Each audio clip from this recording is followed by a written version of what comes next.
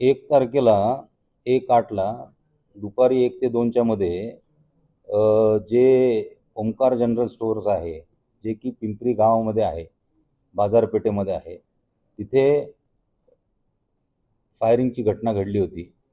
तर त्याच्यामध्ये जो आरोपी होता त्यांनी चेन ओढायचा प्रयत्न केला होता त्या व्यापाऱ्याचा, आणि त्याच्यामध्ये त्या व्यापाऱ्याने जेव्हा त्याला प्रतिकार केला, त्याच्यानंतर या इस्मानी त्याच्यावर फायरिंग केलं होतं.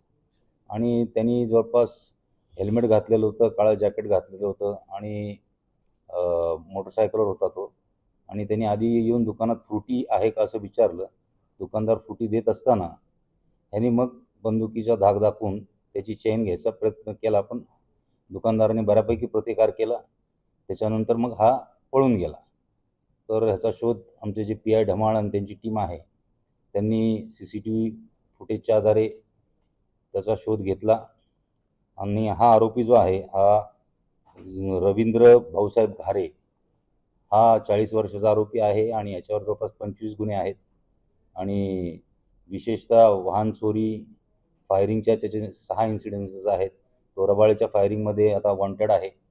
आणि त्याच्याकडून सोन्याची चेन पण हस्तगत करण्यात आलेली आहे, 2 मोटरसायकल हस्तगत करण्यात आलेले आहे, 1 गावठी पिस्तूल हस्तगत करण्यात आलेलं आहे आणि 11 जिवंत काडतुसं हस्तगत करण्यात आले.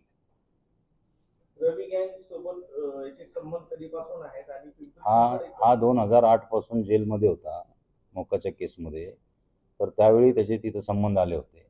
आणि त्यांचे जे काही कनेक्टेड लोक आहेत सुरेश पुजारीचे, त्यांच्याकडून ह्यांचे संबंध असल्यामुळं त्यांच्याकडून ह्याला वेपन मिळालं होतं.